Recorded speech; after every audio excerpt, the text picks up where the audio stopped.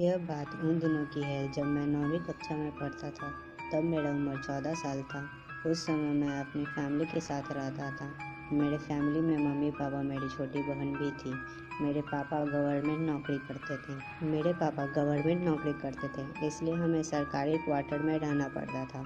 जब मेरे पापा का प्रमोशन हुआ तब हमने उस कॉलोनी में एक बड़ा फ्लैट ले लिया। उसके बाद हम नए फ्लैट में शिफ्ट हो गए। मैं बहुत खुश था क्योंकि मैं सोच रहा था कि मैं अपना एक अलग से कमरा लूँगा। पता नहीं क्यों उस दिन से हम उस घर में रहने के लिए गए थे, तब से मुझे उस घर में अजीब सी बेचैनी महसूस हो रही थी। उस घर में मुझे देर से सोने की आदत थी क्योंकि हमारा टीवी चैनल वाला हर रात को एक नई फिल्म दिखाता था और मेरे मम्मी पापा और बहन दूसरे कमरे में जल्दी सो जाते थे। शुरू में तो सब कुछ ठीक था। अचानक एक रात जब मैं अपने बेड पर बैठकर टीवी देख रहा था तो अचानक मुझे रूम के बाहर से किसी की आवाज़ सुनाई दी।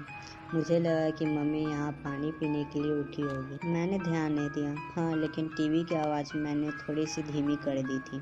4-5 मिनट के बाद फिर से वही आवाज़ आने लगी। वह आवाज़ किसी की औरत के चलने पर उसके पायल की आवाज़ आती हो, जैसे कि छन छन छन।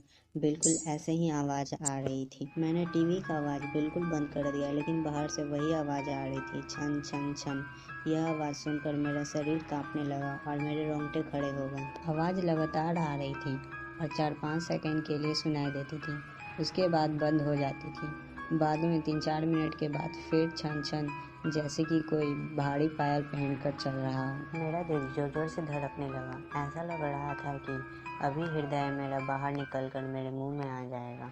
पता ही नहीं चल रहा था कि मैं क्या करूं। मैंने सोचा कि मैं अपनी मम्मी पापा को भी उठाकर उनको ये सारी बात बता दूं। बाद में मैंने हिम्मत करके दरवाज़ा खोला तो अचानक वही आवाज़ सुनाई दे रही थी, छन छन छन। उस समय वही आवाज़ बिल्कुल मेरे सामने से आ रही थी।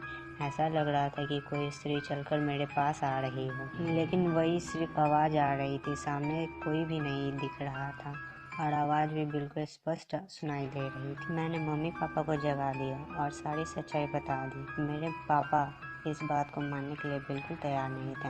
वैसे भी वह सब पूरी तरह नींद में थे। किसी ने मेरे बात पर ध्यान नहीं दिया।